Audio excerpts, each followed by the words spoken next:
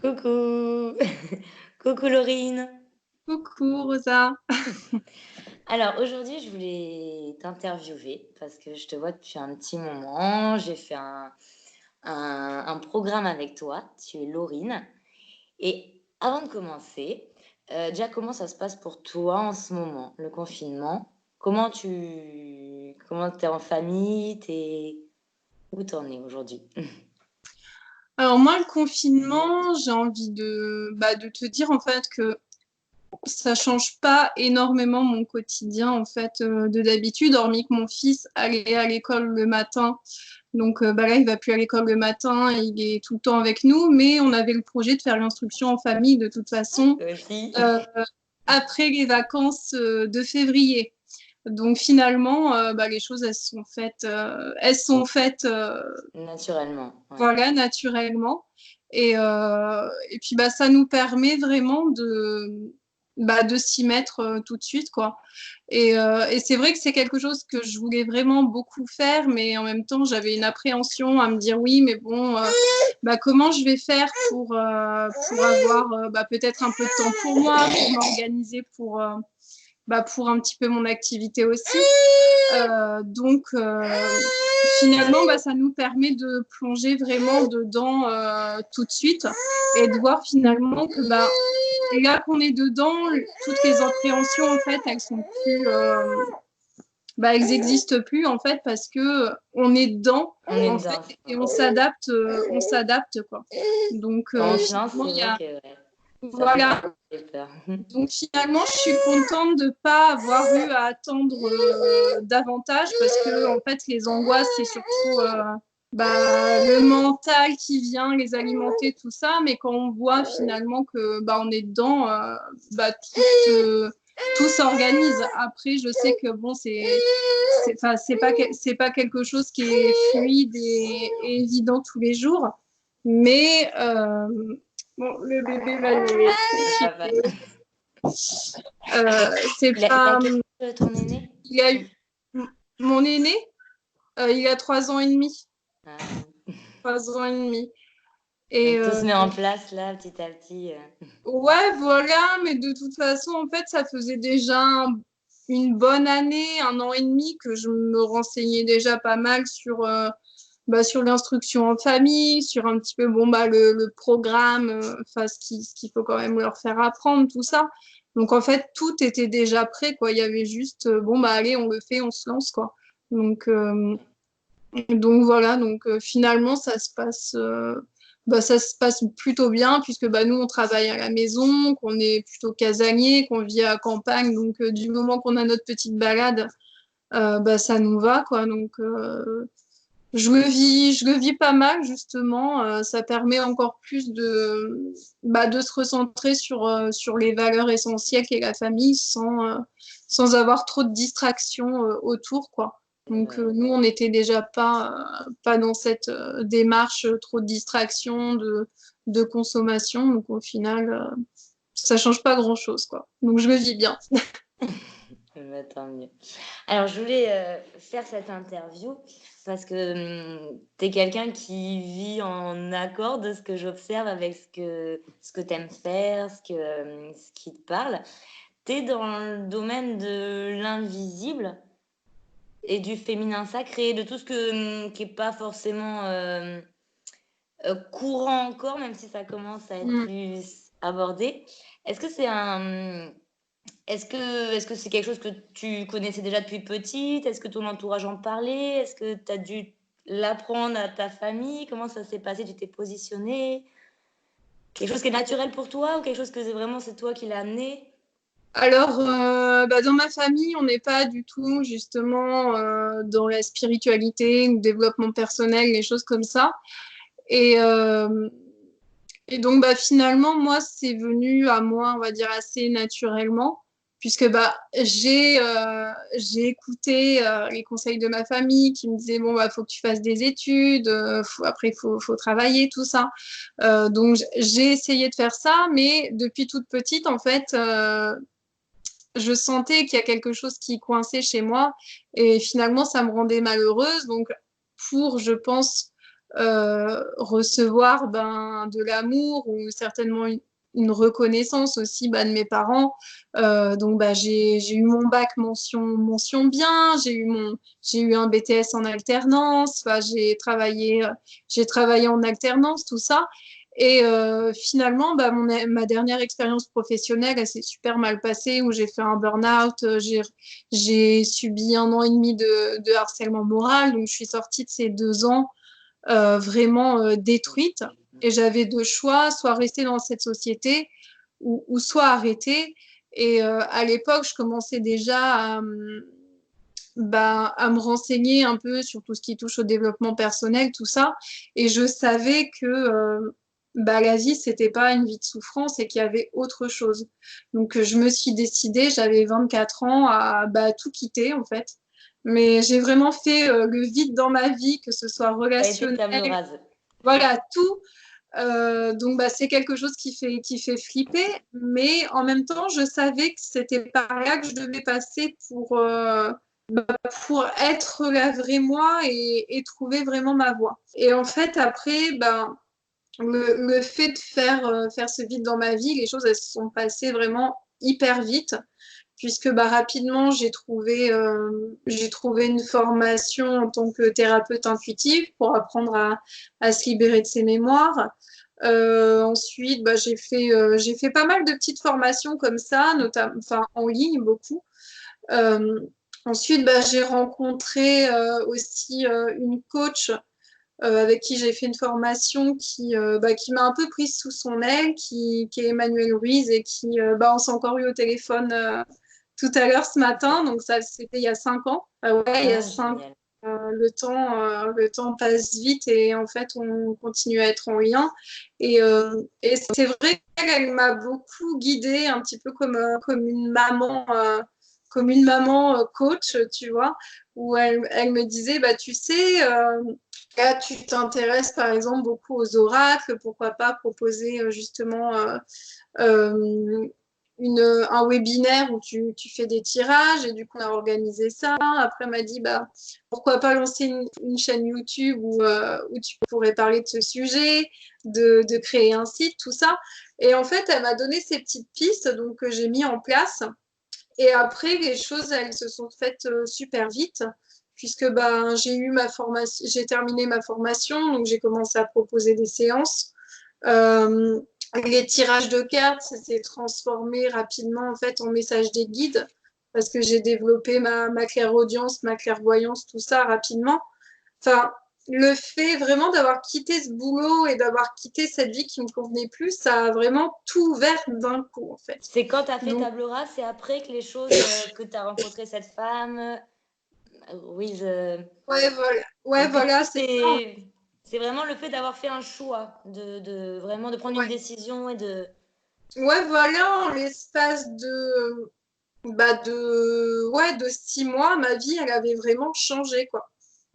Parce que je suis passée je regarde un peu des trucs sur Internet à, là, j'agis en fait dans ma vie, je pose des actions et je vois vraiment que ma vie, elle se transforme parce que d'un boulot que je détestais, j'ai créé mon activité. Enfin, que j'ai commencé aussi à attirer des personnes qui étaient beaucoup plus alignées également. Donc, euh, donc ma vie, vraiment, elle a commencé à se transformer à partir du moment où j'ai dit stop, ça me convient plus. Ah bon, je réfléchis à ce que j'ai envie de mettre en place. Et quand les choses sont claires, finalement, je passe à l'action très rapidement et les choses, elles viennent, quoi. Donc, c'est quelque chose d'assez magique. Mais je pense Donc vraiment dire que non c'est à ce quand... qu'on veut plus, voir ce qui est vraiment important et enclencher une action. Et là, ouais, Voilà. c'est à toi qui. Ouais. Et c'est vrai que c'est en général. Et t'as même écrit des livres. T'as 2 livres. Ouais. Donc De- après, c'est tout un cheminement, mais je me rends compte que ça s'est fait aussi super vite. Euh, Parce que donc oui, en 2015, donc j'ai commencé mon activité. Euh, Début 2016, je tombais enceinte de mon premier enfant. Et je m'étais toujours dit, un jour, j'écrirai un livre. Je ne sais pas pourquoi, je ne sais pas quoi. Et cette même amie m'a dit justement, quand je lui ai annoncé ma grossesse, ah, mais je te vois trop écrire un livre justement sur ta grossesse. Parce que je communiquais déjà en fait avec mon bébé. Même avant en fait sa conception, je recevais les 3 mois avant sa conception, je recevais beaucoup de clins d'œil, de grossesse, de femmes enceintes, de choses comme Donc, ça. juste pour reposer, toi, tu fais la communication d'âme à âme avant naissance, de la mère, Alors de l'enfant, de voilà, l'enfant. voilà, je commence à la préconception, donc c'est-à-dire avant que l'enfant soit conçu, pendant la grossesse et aussi en postpartum. Donc quand l'enfant est né, mon fils de 3 ans, j'ai encore fait une communication il y a 2 jours avec lui. Voilà, je continue en fait tout au long de l'évolution du bébé et de l'enfant, ouais. Et maintenant, Donc tu le transmets à d'autres femmes pour qu'elles soient autonomes sur ça. voilà. Donc moi en fait, je l'ai d'abord découvert pour moi, en fait, où je me suis dit waouh, je peux communiquer avec mon bébé. Enfin, Ouais, ça c'est doit trop être magique. impressionnant. Ah ouais, le fait de vivre vraiment une grossesse où tu communiques avec ton enfant de A à Z, euh, c'est quelque chose de magique. Même pour mon deuxième enfant, tu vois, même pendant l'accouchement, je communiquais encore avec lui. Avec son papa, on communiquait avec lui pour Ça l'aider, se pour passe le au mieux. soutenir, Ouais. justement. Et ouais, c'est vraiment quelque chose de beau à vivre. Donc, je l'ai fait pour moi. Et ensuite, je me suis dit, mais c'est tellement beau, c'est tellement génial de pouvoir vivre ça qu'il faut que je le partage à d'autres mamans. C'est obligatoire, quoi. Je pense que ça peut aider beaucoup de mamans. En 2017, j'ai écrit justement ce livre. Enfin, je l'ai écrit tout au long de ma grossesse, mais je l'ai auto-édité début 2017. Donc en transmettant, en racontant ma grossesse, en transmettant aussi les messages que j'avais reçus de l'âme de mon bébé et en apportant aussi des outils pour permettre aux mamans d'être autonomes. Parce que moi, mon but, c'est vraiment ça, en fait, dans tout ce que je partage. C'est pas de dire, ouais, moi, je détiens plein d'outils, je sais Oui. faire plein de choses, venez me voir, je vais vous aider. Voilà, c'est en fait de transmettre les outils que j'ai reçus pour moi aux autres femmes pour qu'elles puissent en fait être autonomes dans leur évolution, dans leur travail personnel. Et dans tous mes livres, en fait, c'est ça. Et dans tout ce que je D'ailleurs, le propose, deuxième, c'est guérir, c'est Renaissance, guérir son féminin. voilà, c'est ça. Et donc, du coup, Exactement. tu aides à. Tu parles aussi de ton. Je ne l'ai pas encore lu, mais j'ai hâte.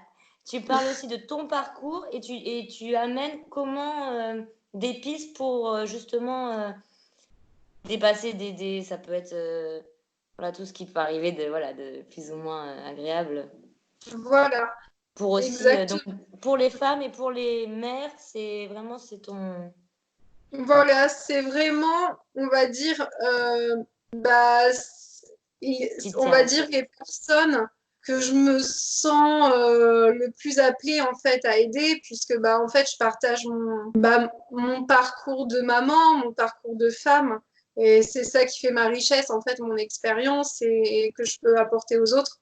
Donc je pense que qu'est-ce qu'on peut apporter de mieux aux autres que ce qu'on a vécu, en fait. Je pense que c'est ce qu'on a de plus riche en nous et ce qu'on peut apporter et partager, en fait, le mieux pour les personnes, quoi. Pour les aider, on parle de notre parcours, de notre expérience, des outils aussi qui nous ont aidés, qui nous ont permis d'évoluer. Donc, on a ça en nous, donc autant le partager, quoi. Mm. Ouais, c'est vrai que ça. Et comment ça aide? Et comment ça t'est venu de. Est-ce qu'il faut atteindre une certaine confiance en ses capacités pour le partager? Ou c'est en le partageant qu'on se sent un peu. On se rend compte que ça aide et ça donne. Tu vois ce que je veux dire? Ouais. Moi, je me dis, voilà, par exemple, pour le livre, je me suis dit, bon, je vais pas attendre enfin, de connaître ou de rencontrer en fait une femme qui se pose peut-être ces questions. J'ai ce trésor en moi. Donc là, j'ai l'élan en fait de manifester, de créer un livre. Donc voilà, je le partage, voilà, je le montre en fait au monde. Et bah, s'il y a des personnes qui sont appelées en fait à découvrir ce travail, bah, elle viendra à moi, puisque de toute façon, on est guidés les uns vers les autres. Donc, je me dis, je vais pas attendre. Justement, c'est aussi pour ça que j'ai auto-édité mes 2 premiers livres, parce que je me suis dit, si j'attends une maison d'édition, ça va peut-être prendre beaucoup de temps. Et j'ai pas envie d'attendre, en fait. J'ai juste envie bah, de délivrer mon projet au monde. Et voilà, après, ben voilà, on verra ce que ça donne. Mais, euh, mais voilà, je me donne les moyens de le faire et voilà, on verra bien, en fait. Donc, Mais pour moi, voilà, j'étais vraiment aussi dans cet élan créateur où je me disais, voilà, je suis toute folle avec mon projet, j'ai envie de le partager. Donc, j'attends pas, je le fais éditer. Et voilà. Et finalement, bah, c'est vrai qu'au début, c'était en 2017, la communication d'âme, enfin, moi, personnellement, j'en entendais pas parler. Et, euh, et c'est vrai que bah, au début, il y avait peu de personnes ou que quelques personnes qui s'intéressaient à ce sujet. Et là, on est 3 ans plus tard, ben, il y ça a a beaucoup énormément évolué. plus de... Voilà, ça a évolué. Et moi, je suis verso, donc je suis quelqu'un qui est assez avant-gardiste, donc où je vais recevoir en fait des trucs, des outils comme la communication d'âme. Enfin, en fait, je vais être un petit peu en avance sur mon temps. Donc c'est ça qui est aussi un petit peu frustrant des fois, c'est que On a bah, envie on que a tout le monde sache, soit au même niveau. ouais voilà, donc c'est un Est-ce peu que ça a frustrant été parce dur qu'on à vivre avant, plus jeune, justement d'avoir des trucs en... ou de sentir un truc avant ou... Tu vois.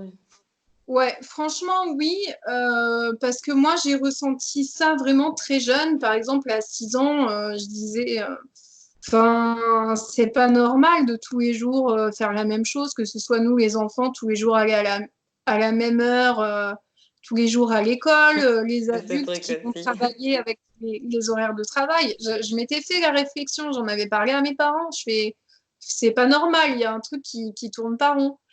Mais, euh, mais voilà, la réponse que j'avais eue, c'est oui, bon, ok, mais c'est comme ça, tout le monde fait ça, donc faut faire la même chose. Je dis oui, mais moi, je suis pas tout le monde. Moi, je suis moi, donc j'ai le droit de penser quelque chose et pas faire comme les autres en appliquant bêtement ce qu'on me dit parce que j'ai pas envie, en fait, je le sens pas. Et on m'avait répondu, allez, sois une gentille petite fille, arrête et fais pas d'histoire, quoi. Et, euh, et donc, j'avais résisté comme ça plusieurs jours en essayant des trucs, des combines pour Des pas sons. aller à l'école. Et à chaque fois, en fait, ça tombait à l'eau et bah, je finissais à l'école. Donc, la maîtresse m'avait dit, bon, si t'arrêtes de faire des crises le matin pour venir à l'école, t'auras un cadeau. Et je m'étais dit, oui, bon, bah, ça sert à rien, ça sert à rien, je suis seule contre tous. Et bah, je vais me taire, quoi. Pas pour le cadeau, parce que le cadeau, je Mm. m'en fichais complètement. Mais oui, mais le Mais côté seul à penser quelque chose. ouais, voilà. Et voilà, je sais, j'avais 6 ans et ça m'a fait mal au cœur. Et je pense que ça a été vraiment une première fermeture, en fait, parce que on me disait, n'écoute pas tes ressentis. Et bah, en gros, t'es pas quelqu'un de bien en écoutant tes ressentis.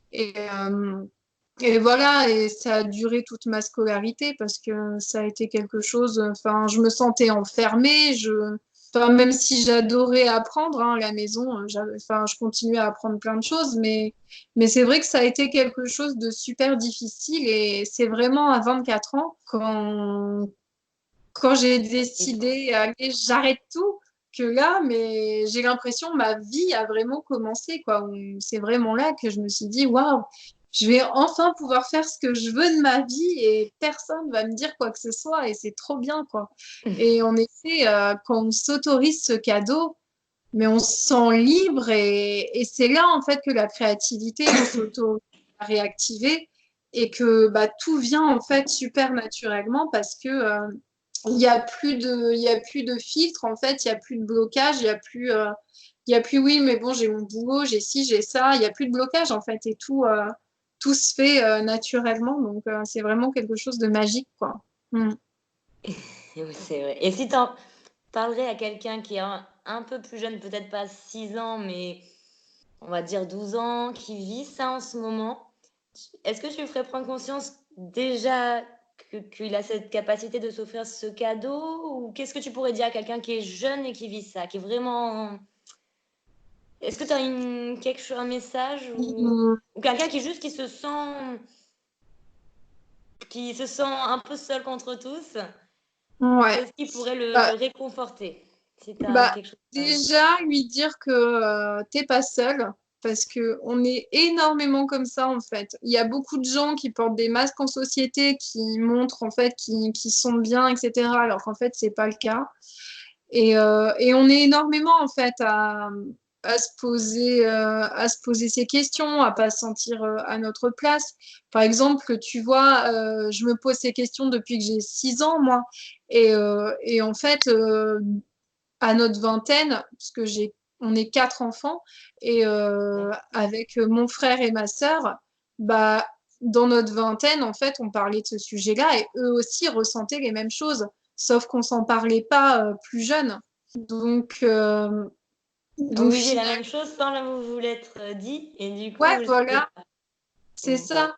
Et en fait, donc on est nombreux à ressentir ces choses-là, à pas se sentir à notre place. Et il faut pas se dire qu'on est justement dysfonctionnel, mais justement, on n'est pas aussi maniable, manipulable en fait que On veut pas se quelque chose mettre dans où une on trouve case. pas un sens. S'il n'y a Ouais, pas de voilà, sens pour nous, ouais. voilà, ouais. Et on est beaucoup à pas trouver de sens justement dans cette société, et c'est justement très sain de pas sentir de sens parce que c'est pas une société qui nous permet de nous épanouir. Et et si on ressent cet appel justement à je me sens pas à ma place et j'ai vraiment envie de faire quelque chose qui me fait vibrer, donc bah si tu sais déjà ce qui te fait vibrer, euh, moi, j'ai envie de te dire, lance-toi. De toute façon, tu perds rien. Et si tu es dans le truc qui te fait vibrer, forcément, bah, ta vie, elle va se transformer. C'est évident.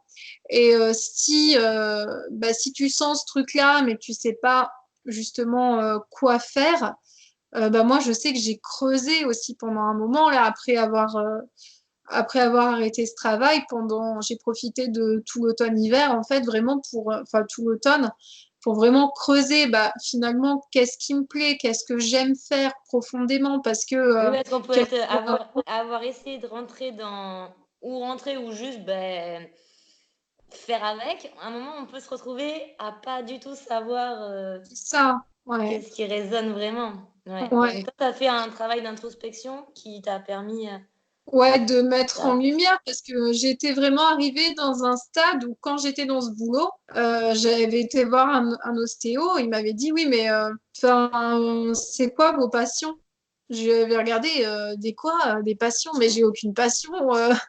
Ma vie, c'est mon boulot, j'arrête pas de 7 heures du mat à 18 heures le soir, c'est mon boulot, c'est mes cours. Et puis le week-end, je suis épuisée, donc je fais rien, quoi. Donc c'était une vie, enfin c'est un grand mot, mais en gros esclave de sa vie, quoi. Mais tu vis pas ta vie, tu t'es esclave de ta vie. Et le fait justement, ouais, de faire ce travail d'introspection, bah, ça m'a permis de me reconnecter en fait à ma vision, à la vie que j'avais envie de créer. Et 5 ans après, bah, tu vois, il y a des trucs de la vision que j'ai écrit qui s'est réalisé. Parce que j'avais écrit que justement, j'avais écrit des livres et c'est chose qui a été faite. Euh, bah, que j'avais un mari, je suis pas mariée, mais bon, c'est presque pareil. Que j'avais des enfants, bah, j'ai 2 enfants. Que j'étais entourée justement de personnes qui sont vraiment alignées, bah, je suis en lien avec des personnes qui sont vraiment alignées avec qui je suis. Donc, euh, donc finalement, en 5 ans, je regarde les 5 dernières années, bah, je me rends compte que voilà, j'en ai réalisé des rêves, j'ai transformé ma vie. Et si moi, je peux le faire, parce que je repartais vraiment de zéro, c'est-à-dire vraiment Pas de boulot, pas d'amis, pas de projet, rien, quoi. J'avais juste ma famille, une Ouais. voiture et un peu d'économie que j'avais eu avec mon boulot. J'avais que ça. Et tu vois, bah, j'ai réussi à développer des capacités, à créer une activité, à rencontrer des super personnes, à fonder une famille, Surtout à le la travail détruire. que tu fais. Voilà, pour en refaire une, voilà, avoir des enfants, enfin voilà, créer des cercles de femmes, enfin vraiment Ouais. faire ce qui me fait vibrer, quoi. Donc si moi j'en suis capable, toi aussi, quoi. Il y a aucune raison pour que tu n'y arrives pas. Faut simplement en fait le vouloir et s'en donner les moyens. Arrêter de se trouver des excuses et vraiment y aller, quoi. Donc aller vers Et les... ça motive, quoi. C'est le fait de se dire, bah voilà, j'ai envie de réaliser mes rêves, j'ai envie de réaliser ma vision, je me pose des objectifs et les choses, elles se font de manière super fluide, en fait, si c'est aligné avec ton cœur, quoi. Il y a juste ça à suivre. C'est juste écouter son cœur qui va nous donner toutes les réponses et puis bah, faire en sorte de mettre en place des choses qui pour sont... aller dans Voilà. ce... Et une dernière question pour ceux qui en sont là tout de suite au point où ils savent ce qu'ils veulent plus, mais ils sont perdus. Je crois que tu as quelque chose qui peut aider, une méditation. Pour Oui, ceux qui, alors, alors qui ça parle de... Peut-être parce que des fois on peut se sentir perdu et il y a ceux qui en sont, qui savent ce qu'ils veulent et il y a ceux qui sont au moment où waouh, je vais ouais, vers où, pas du tout. qui est une Mm. période délicate. Bah, après, on peut avoir tendance, justement, quand on découvre ce truc un peu spirituel, quelle est ma mission de vie, truc comme ça. Enfin, on cherche beaucoup mission de vie au début. Moi, j'étais pareil, quelle est ma mission de vie? Et en fait, le plus important, c'est vraiment, bah, comme je le disais, de se reconnecter à son cœur, qui est vraiment la porte, en fait, vers son âme. Et notre âme, en fait, elle est venue sur Terre pour une raison précise. Et simplement en allant bah, reconnecter à elle, en allant la contacter, elle va nous transmettre des réponses. Et oui, justement, bah, pour le confinement, j'ai créé une méditation. Déjà pour libérer la pression, libérer un peu les énergies négatives, le stress, tout ça, que ça peut engendrer autant la situation, mais aussi bah, toutes les questions qu'on a en tête et qui peuvent être un peu lourdes parce qu'on ne trouve pas de réponse et au bout d'un moment, ça prend la tête. Donc déjà, se libérer de ça et de se connecter à son âme pour qu'elle nous montre un petit peu ben, qu'est-ce que je suis venue faire ici en fait. Et nous montrer euh, bah, qu'en fait, on n'est pas quelqu'un de complètement perdu, mais on est quelqu'un de beaucoup plus puissant que ça et on est venu apporter quelque chose sur Terre. On a tous plein de qualités, on a tous plein de capacités en fait qu'on peut utiliser pour mettre un beau projet en place et un projet qui vraiment nous fait vibrer et qui va être aussi au service des autres. Donc, j'ai fait une petite méditation. Bah, si tu veux, tu pourras partager le Mettre le lien lien, ouais. voilà, pour les personnes qui sont intéressées. Mais voilà, je pense qu'il ne faut pas aller chercher trop à l'extérieur, mais la réponse, de Ouais. toute façon, elle est en nous. Et Et puis on a cette période pour ceux qui sont confinés où justement ben, c'est l'occasion de vraiment voilà, d'aller creuser, ouais, voilà, d'aller plonger à l'intérieur de soi pour aller voir justement tous les beaux trésors qu'on a en nous et toutes les réponses en fait. Et de clarifier justement bah, qu'est-ce que je veux pour ma vie en fait, qu'est-ce que je veux faire maintenant dans ma vie, qu'est-ce que je veux faire au quotidien, qu'est-ce que je veux apporter, quelle contribution j'ai envie d'apporter en fait au monde. Et voilà, une fois qu'on a les quelle est ma réponses, rime. voilà, on peut mettre les choses en place et changer notre vie, et puis bah, changer à notre échelle aussi l'extérieur. Donc, c'est ce que j'encourage à chacun de faire, parce que c'est vraiment un beau cadeau qu'on se fait à soi, qu'on fait aux autres, et c'est vraiment ce qui rend heureux aussi au quotidien. Donc, pourquoi s'en priver? C'est ça. Ouais. Et puis on montre que c'est possible, comme toi, tu montres que c'est possible, etc. Ça fait un domino de gens qui font ce qu'ils aiment et c'est sûr que c'est plus agréable. Bon, ouais, dans tous les... Mais Mm. merci en tout cas pour ton beau message, pour ton travail, pour tout ça. Bah, Et merci. donc, je mets les liens. Voilà. Merci, Laurine. Je coupe. Hop, voilà.